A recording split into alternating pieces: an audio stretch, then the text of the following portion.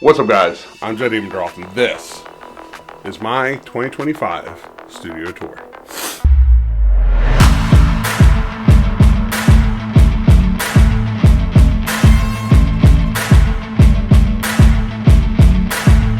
So, as you guys remember, I did a video a few months back talking about my new creative space. I'm glad to announce, and this video is a little overdue, but everything is almost, we'll say 98% booked up and working great. So, why did I change my creative space? Well, you see, the old space, I was too distracted. I had TV next to me. I had so many things going on, and I was still kind of on the middle floor of my house, so a lot of things were distracting me. It was hard to come up. I was having trouble actually being in my creative space, if that makes sense. So, I've now moved down. You guys have seen the video. Moved to the basement, and I have a nicer, I don't want to say nicer, a nice space to be creative in. With that being said, we're now going to go over why I designed it the way I did, and what all is in this.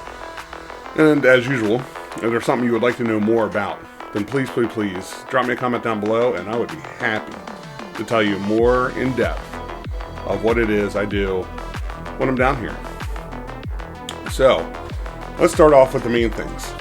And if you guys remember, I had an L shape, which I still do, L-shaped desk, and on the one desk was this Ultra 49-inch, ultra-wide Samsung monitor. I had the HP monitor kind of up center above it, and then on the right side I had two Mac displays that were actually really good, which then my Mac was set up on. So PC and then Mac, so it was front and center. If you were sitting at the desk, it was PC, and then on the right was the Mac. And what it came down to was, originally I built this PC right there. I built that PC to be a video editing workhorse, and ever since I got the Mac, I've been using the PC less and less for video editing. It is now, well, what I game on. It's what I enjoy gaming on, and whether I'm gaming keyboard and mouse or I'm gaming with a controller, if I'm gaming, it's probably a Star Wars or Aliens game. I do play some other games, but those are the two main ones. I do play Tarkov, I have Overwatch, I have Modern Warfare. But those are mainly the two types of games I play. It'll be on the PC. Now, the PC specs. Well, it's a Thermaltake case, and I have an ROG X690, 890 motherboard. Mind you, I built this almost 5 years ago. I'm running an AMD 2950X Threadripper 16 core, 32 threads. Processor, I have a 128 gigs of DDR4, 3600 memory. I'm rocking a 2080, the ROG Strix 2080 Ti, and I have one NVMe 512 gig, 1,000 or 1 terabyte NVMe. That's where I store like games and stuff, things I need quickly, and then two 8 terabyte server grade hard drives. And it's all being powered by a I want to say 1,000 watt EVGA silver PSU. Thing runs great. It was a great workhorse when it came to video editing. I could do a 4K render with all the little add-ons and effects, call outs, everything. And about like a 10-minute video, I could render in about 5 minutes, 4.5 minutes. It's pretty quick. It's not bad. I did notice it would start buffering a lot. Have a little trouble keeping up. But then when I got the MacBook, which is right there, I got the M1 Max MacBook Pro 16-inch with 4 terabytes upgraded to 64 gigs of RAM, I mean, it's maxed out everything except for the 8 terabyte hard drive. I just did the 4 terabyte. That thing can do a 10-minute render, 4K render with all the callouts, everything in it, in like 2 minutes. It's a lot faster when it comes to video editing. It's not really a gaming machine. So I decided to consolidate everything into really these 2 monitors. I kept the Samsung 49-inch ultra wide because it works with both the PC and the Mac, along with my HP super cheap 27-inch monitor. It just kind of sits off the side. I use it when editing or for when I'm gaming. I like putting walkthroughs, stuff like that up there, maybe Discord, maps, things like that will go up on the secondary monitor. So to connect everything, the PC is ran through DisplayPort to the Samsung and through HDMI to the HP monitor. The MacBook is actually tied into an Ivanki Fusion Pro drive. It's a dock, and that's where I have a lot of the peripherals. You'll see I have 2 Yamaha HS5s. Those are my editing monitors.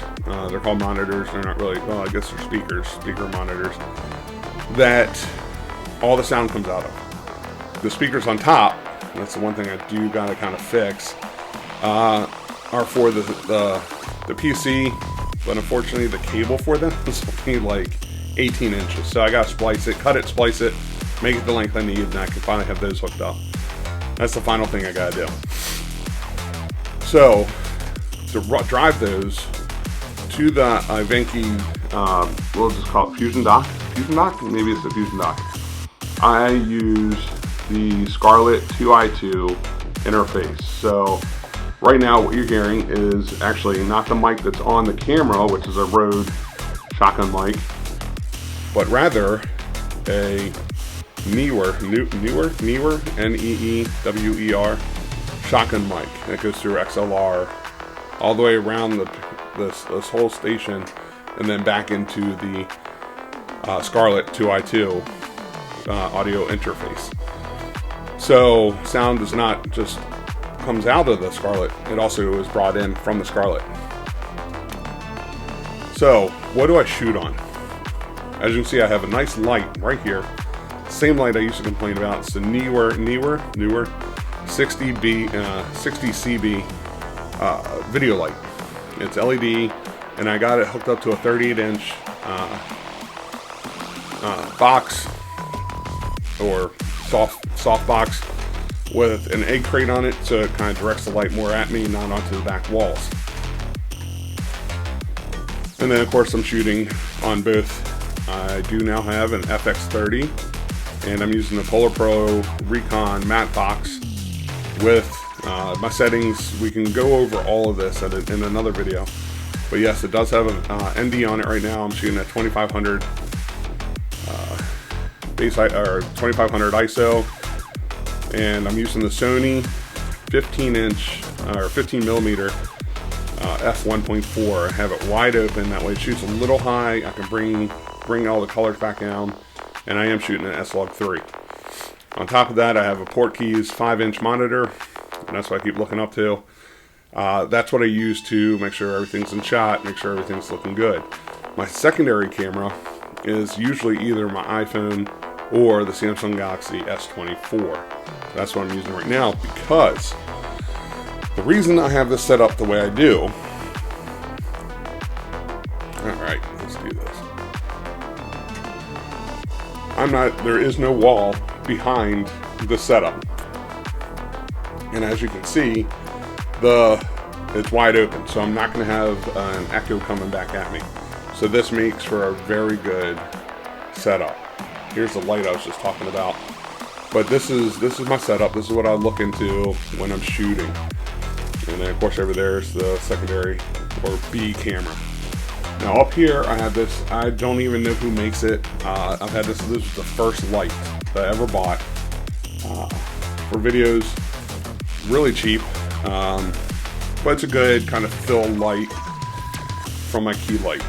Gives me a little fill, but also helps get light kind of onto my shoulder. It helps separate me from the background.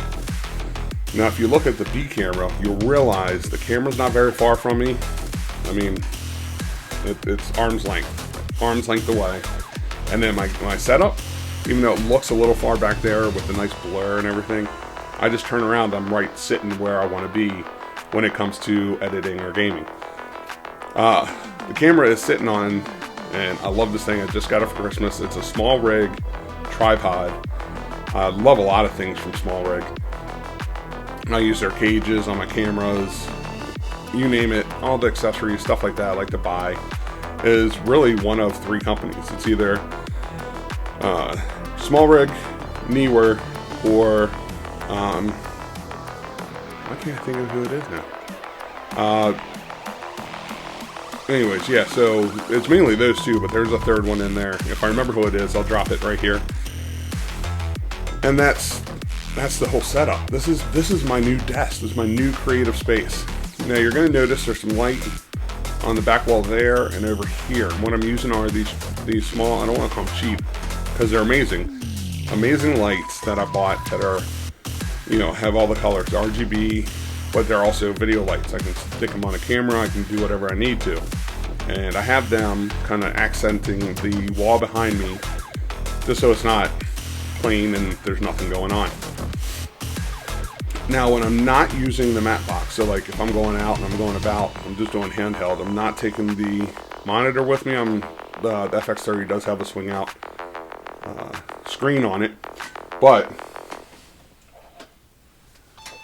I have a ND variable ND 2 to 2000 that I use on this camera. And again, this works really well out and about in the real world. I also have an f4 10 to 18 Sony lens that I can use. This is right now I'm using a prime lens, and this would be my something I can stretch out a little bit if I want to, or I can go really, really wide when I need it to go wide, and I'm filming myself, so I don't have to hold my arm way out here. I can come in a little bit. So that's what that is.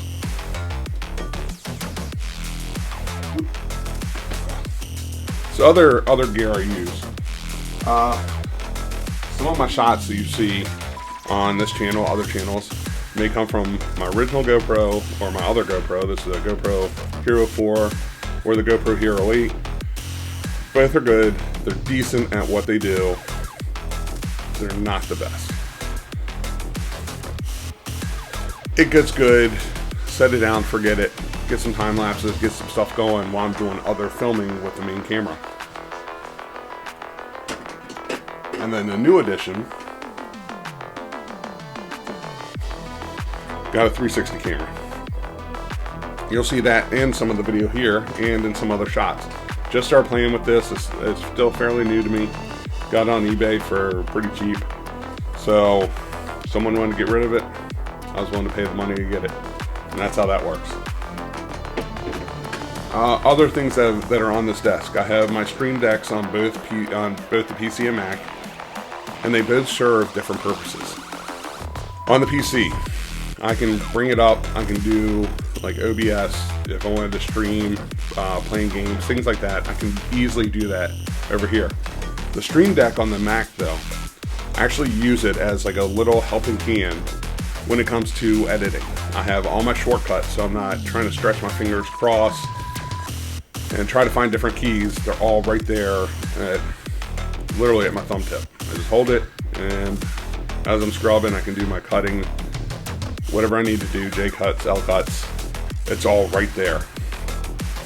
So, what do you guys think? It's my new setup. Again, it was kind of quick, short video. If there's more you want to know, drop a comment down below. Let me know what you think. Don't forget to hit that subscribe button. And if you guys like this type of content, I'll go deeper into what's the computer, what's in the Mac, what other stuff I have set up, and we can go over camera builds, how I shoot with this camera, what I do with this camera, how I use my phones as B cams, things like that. But as always, guys, I will see you soon. Peace.